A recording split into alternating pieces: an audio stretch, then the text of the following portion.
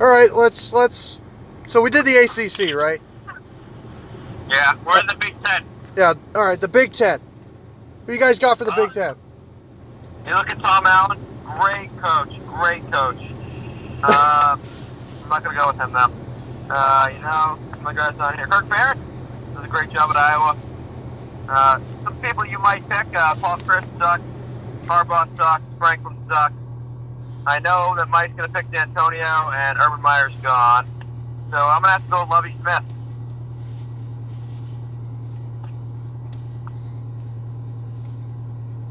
Five and 19 over the last 2 years.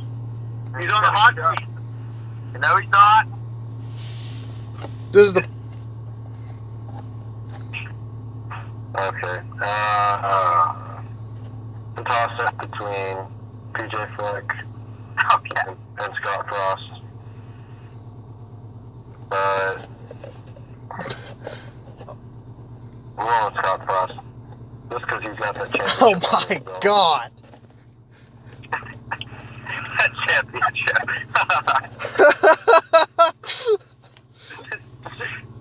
Alright, well, you have to remember there's only one undefeated coach in the Big Ten.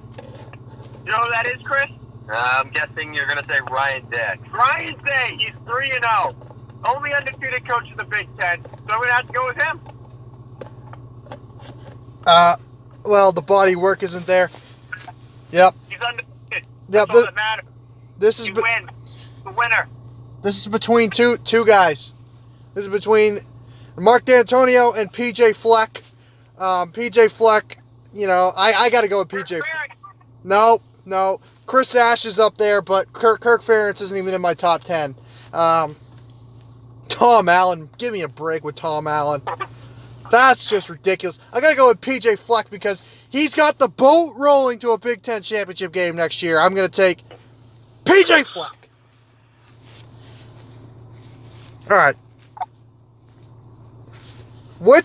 Okay, we did a fantasy draft earlier this year. Go watch it before you see the results of what happened this year. But let's see who had the best team. We'll start with Alex's team. He had the GOAT, Alex Hornibrook, as his quarterback. I don't regret that one bit. He had Miles Sanders as his first running back, Ty Johnson as his second running back. I don't even know what happened to Ty Johnson. Bennett Skoranek as one of his wide receivers. Tyler Johnson. KJ Hill. His tight end was Noah Fant. His defense was Michigan. His offensive line was Minnesota. That was actually a decent pick, actually, looking back at it. His kicker was Raphael Gaglianone. And his coach was Urban Meyer. What do you guys think about Alex's team? How do you think his team did? It's a tough year for Alex. Tough year. Yeah, his coach is out of a job. No, I feel like he had a pretty good year. Besides, Ty Johnson. I mean, he had a good quarterback. Great. Okay. He had the best tight end in the conference. That was a good pick. KJ Hill's a good pick. Bennett Skoronek's nasty. That's a good pick. Gaglianone, that's a good pick. No, Gaglianone. I think I picked a good team, Couple injuries derailed their team. But... You got a game manager in Hornibrook. You got the running back situation. It's all right. You got top 3 defense in conference. I got the top coach.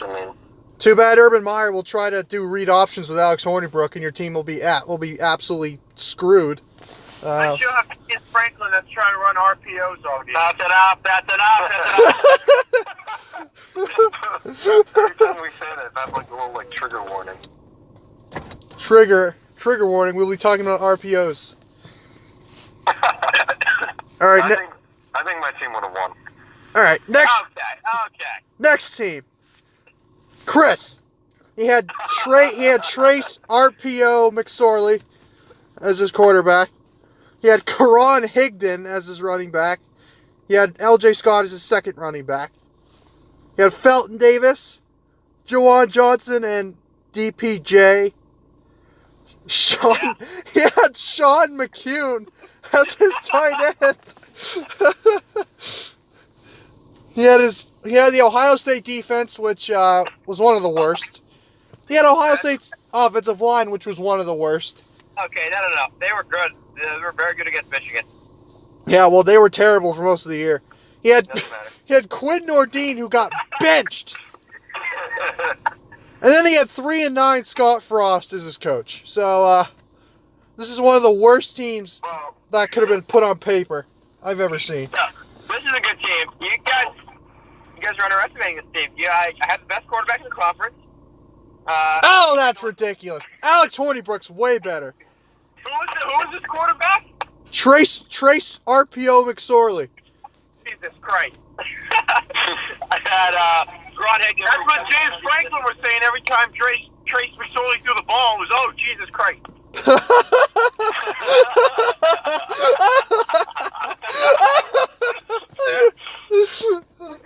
Yeah, because all they'd call was like Hail Marys 50 yards down the field. Juwan Johnson had a great year. John McCune, Stuff Beck. Sean McCune. Sean McCune. I mean, realistically, who's surprised that his team is this bad? Nordine was Stuff Beck. But, Quinn Nordine. Well, at least I didn't finish last, because this team... No! I believe I finished third. And I believe Alex finished last. No!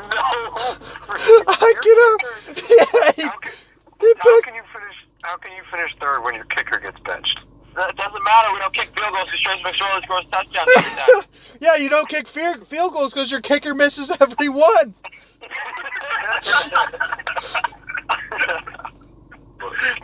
Listen, we had a good team. This is the third best team. Yeah, you had Felton Davis in the hospital bed. You can't blame me for that pick. Fine. Fair enough. LJ Scott, who was awful this year, even though his offensive line was terrible.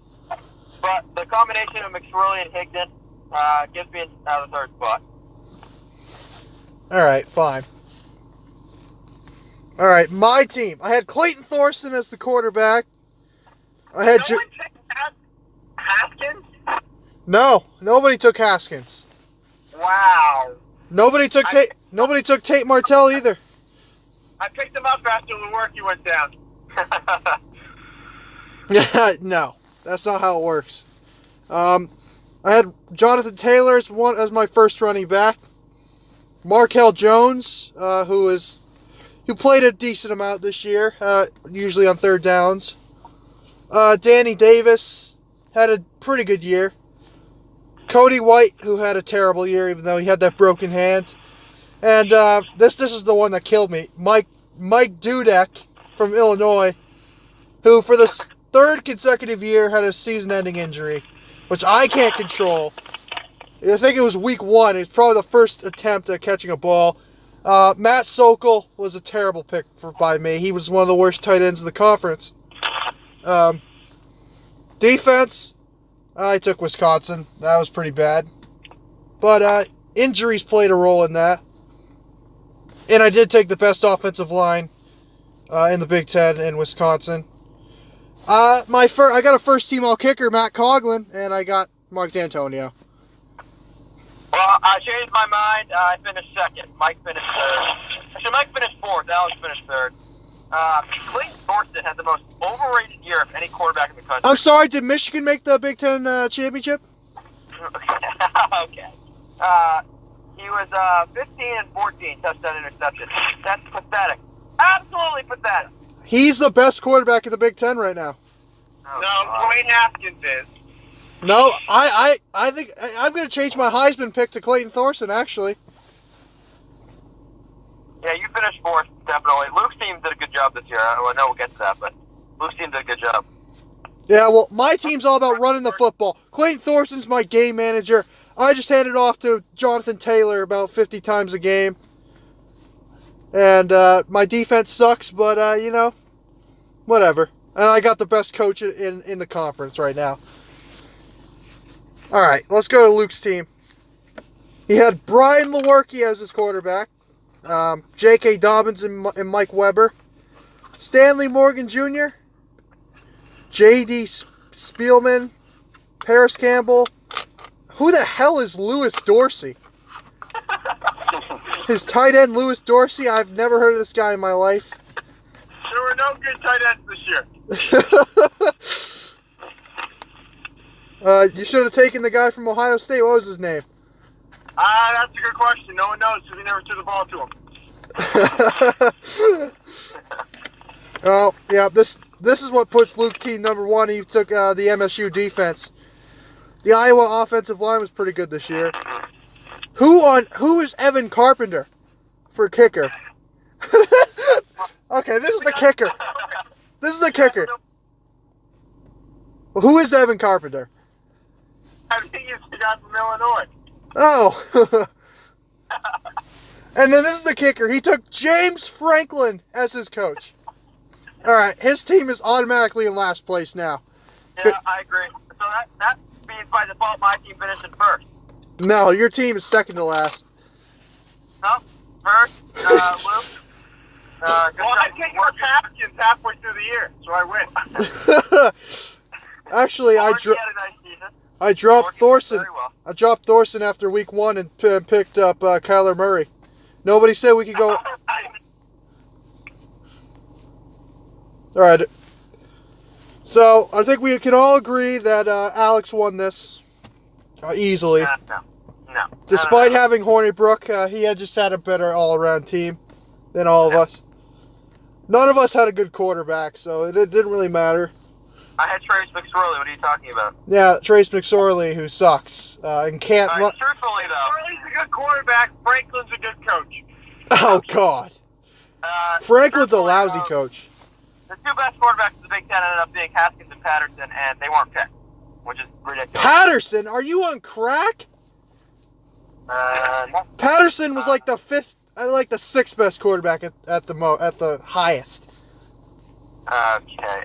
So, if you're the absurdity in what you're saying is ridiculous. He threw for like 100 yards a game. I could have ran that offense. 21 touchdowns and 5 interceptions. Yeah, well, I could have done that because they're all collapsing on the run. They have 8 guys in the box. You got wide open matchups. Doesn't matter. He threw for more yards than Clayton Thorson. Clayton Thorson is no help in the running game. Higher completion percentage, more touchdowns. Clayton Thorson's running back had to retire. Higher quarterback rating. It doesn't matter. Patterson's number 2. Yeah, that's why Patterson choked against Ohio State. That's exactly. Okay. Ridiculous. All right, let's move on to the picks. Chris surprisingly went 0-6 this week. In picks. Alex took the lead. Luke is 1 game back, and I'm tied with him at 1 game back. But Chris can still make it up, I think. Maybe. He's 24 games back, though. All right, the D3 championship, Mount Union against Mary Hardin Baylor. Who wins? Give me Baylor. Okay. Alex? Go on. All right. Well, I was going to take Mary Hardin Baylor, and then Chris. No, you weren't. I'll take Mount Union. I was.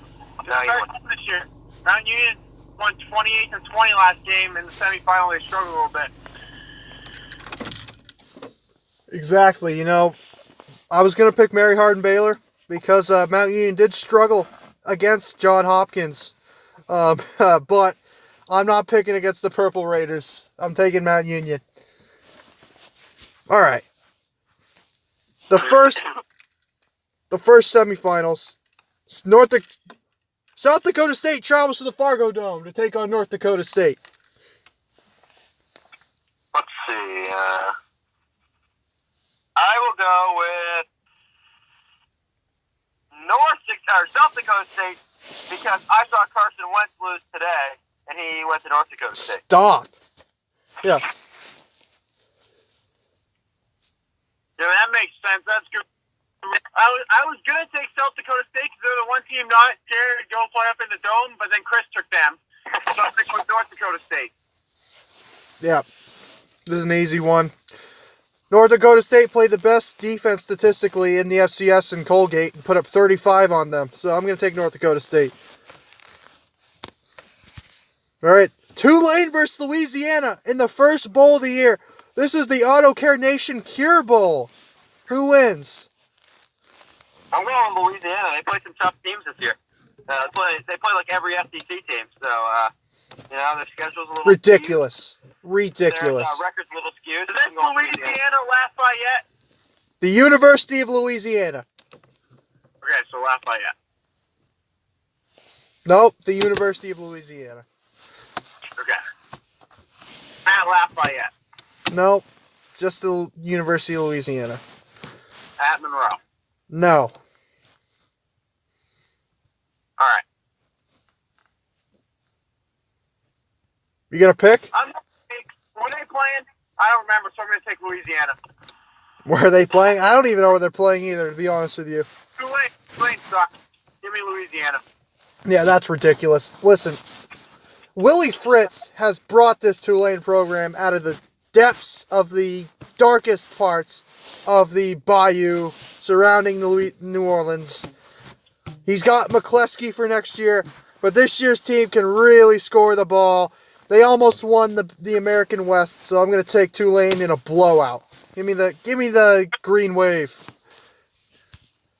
North Texas versus Utah State in the New Mexico Bowl. Utah State, better team. Yeah. Wait. Utah State is playing without their coach, though, correct? I'm not sure. I'm not 100% sure. All right, well, if he's coaching this game, I'm taking Utah State. If he's not, I'm taking North Texas. Well, you got to make a pick, so. Utah State. All right. I'm also taking Utah State because they're just a better football team, and they almost beat Michigan State. Arizona State versus Fresno State in the Las Vegas Bowl. Fresno State, not a Power 5 team, and, Arizona State is, so I'm going with Arizona State. I'm taking Fresno State because Herm Edwards sucks. Yeah, I'm gonna go with Arizona State because I just like Arizona State. I'm gonna take Arizona State. Mike, you can write down Alex for Fresno because he's picking them. Yeah, I know. All right, next one. Oh, this is a big one. Ferris State versus Valdosta State in the Division II championship game. Yeah, I've heard of Ferris State, so I'm going to take them. I'm going to take Valdosta State because Chris took the other team. Exactly, Chris. That's a great pick. Ferris State, the pride of Grand Rapids, Michigan. The Ferris State, whatever they are. They are the best Division II football program, the best Division II basketball program. They run Division II in both sports. That big guy from Xavier transferred from Ferris State last year. The guy who talks all the garbage but can't back it up. But he's still from Ferris State. Michigan State scrimmaged Ferris State in basketball last year and barely beat them because Ferris State went 39-1 last year in Division II basketball. And that's why I'm taking Ferris State. Easy pick. From Michigan. Easy pick. All right. Georgia Southern versus Eastern Michigan in the Camellia Bowl. I saw Eastern Michigan blow the doors off Purdue, so I'll take Eastern Michigan. The Blade blew the doors off of Purdue by 2 points. Yes, they did. Okay. I'll take the other team. What's their face? Georgia Southern, because South Alabama, whatever the fuck they are, because they're from the Sun Belt. This is a classic. We have about 6 of these. We have these classic MAC versus Sun Belt games. These are probably the most entertaining games out here in college football. If you gave me a choice to either watch this or the college football playoff, I'd watch this. Big game. I'm going to take Eastern Michigan because they're from Michigan. So I'm going to take Eastern Michigan. And they've got the same colors, green and white. Of course I'm going to take Eastern Michigan. All right, Middle Tennessee versus App State in the New Orleans Bowl. App State in a blowout. Yeah, as a Michigan fan, I have to take App State, and Mike, you better be taking Middle Tennessee. I was going to say, the two teams that have ruined Michigan and Michigan State seasons, I'm not taking Middle Tennessee, I'm taking App State. Oh, boy. That's ridiculous. That's ridiculous. You should be bowing down to Middle Tennessee. I'm not bowing down to Middle Tennessee. We beat Tennessee Tech. No, we avenged their loss by beating Tennessee Tech in basketball. No, you didn't avenge anything. No, we beat Tennessee Tech. Basically the same team. All right. Maine at Eastern Washington for the Division 1A semis, the second semifinal. Who wins? They're on the red field. Give me Eastern Washington. I've talked to some inside sources up at Maine. They're saying they feel very confident. They have one of the best coaches, up-and-coming young coaches in the country. And they're also named the Black Bears, and a bear would eat a bird any day of the week. So I'm taking Maine.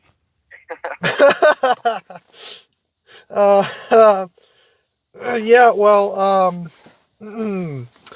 yeah, Maine's a good team. You look at Rafael Salamone on the sideline, one of the best young, whatever he plays, players. You look at Teron Moss on the basketball program, one of the best young point guards in the nation. There was a team last year that just wasn't prepared for him when they played him. Yeah, sure. You look at Joe Fitzpatrick, a great running back. But I'm going to take Eastern Washington because they're at home. I'm taking Eastern Washington.